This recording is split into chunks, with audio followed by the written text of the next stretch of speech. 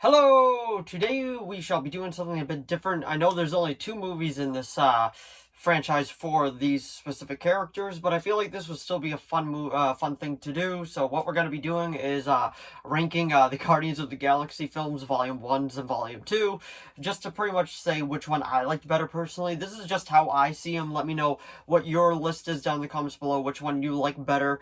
But this is just going to be a fun video in preparation for Volume 3 coming out this weekend. So anyway, without further ado, shall we begin? So I do enjoy both of these movies. I just feel like this would be kind of a fun video to do since the third one's coming out and there's not really more movies in the franchise, but honorable mentions are the movies that they also appeared in. They appeared in Infinity War, Endgame, and Thor Love and Thunder. So you have those. Out of those three, I would probably rank those for just appearing with the Guardians.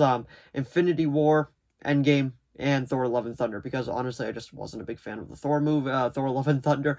But anyway, this is pretty much just gonna be like which one I kind of liked a bit better, because they're both really good in my opinion. I'm just like, it's just more or less trying to figure out which one I personally enjoyed a bit better. So the one that I think is not as good but still just as good is probably the first Guardians of the Galaxy, or Guardians of the Galaxy Volume 1, whatever you like to call it. Honestly, this film is great. Like, it made no names household names, like just these characters.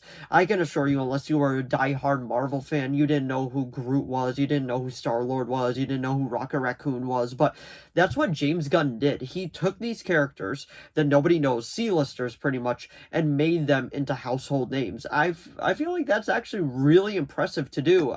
He got a decent cast on there. He got Chris Pratt, I couldn't think of his name. Chris Pratt as Star-Lord, Zoe Saldana as Gamora, and then you got Dave Batista in there, and then you got Bradley Cooper as the voice of Rocket. And honestly, like, it's just a lot of the movie is so much fun. It is so cool to explore this world.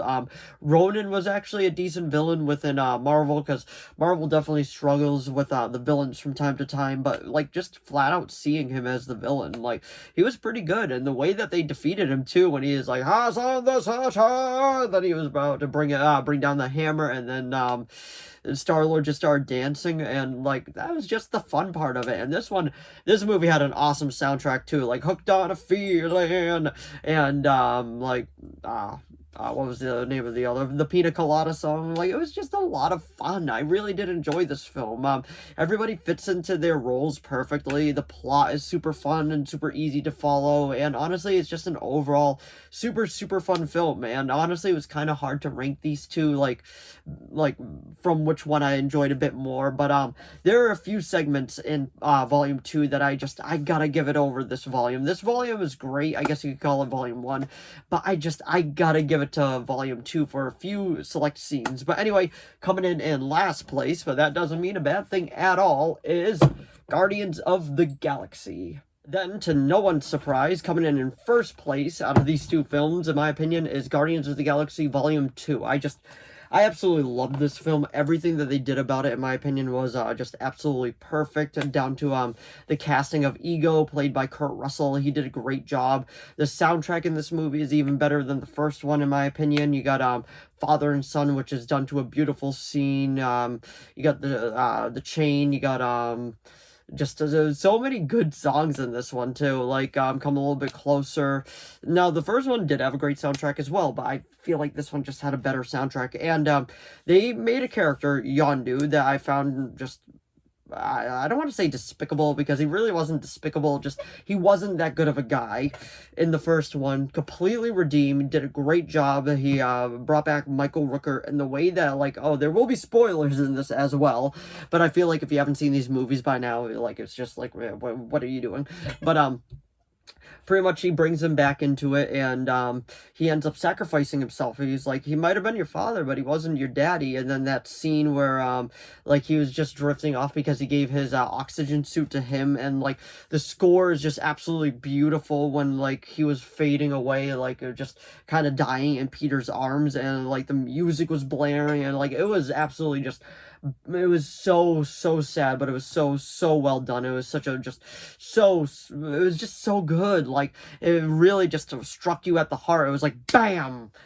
Bam! It was just like, that's how good it was. And the song at his funeral with father and son, it was great. Like, I can't say enough good things about it. Like, it legit made you cry.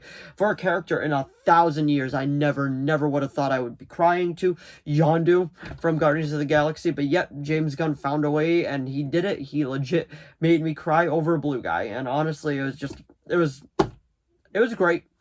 It was just so well done. Pretty much the whole cast in this movie is back again, and honestly, it's just like everything like that the first one did. This one just kind of amped up. Even the relationship between Gamora and Nebula, like you could just feel the tension there, and the way that they just kept going back and forth. I'm like, this is great. This is what I wanted from this movie, and the visuals are great. Like, everything about this movie, in my opinion, is just great. It's, in my opinion, one of the best MCU films in general, not just the best Marvel film. This is one of the best MCU films in general, and out of the two, I gotta say this one is better in my opinion, but honestly, they're both really good, and I can't really see, like, being like, oh, this one's 1,000 times better than this one. Like, no, it's like, I can't see that. I can see that for some of the franchises within the MCU, but for this one, no, not at all. But anyway, coming in first place then for me is Guardians of the Galaxy Volume 2. So if you enjoyed this video, please give it a like and a subscribe so I know to keep making more of these. If you have any video requests, please leave them down in the comments below. I'll do my best to reply. As of now, I have a few video requests and those are being made, but if you do have any others, just let me know down in the comments. As long as within my capability of making it, I will be making it. And let me know what your ranking is of Guardians of the Galaxy 1 and 2 down in the comments below. Which one do you like better? Which one do you think is good but not as good? And let me know, do you like these films, or do you honestly just find both of the Guardians films not that good? I'm always curious to hear other opinions when it comes to film and media, because it's just super fun to talk about all this stuff. But anyway, thanks for watching as always, and I will see all of you in the next video. Bye.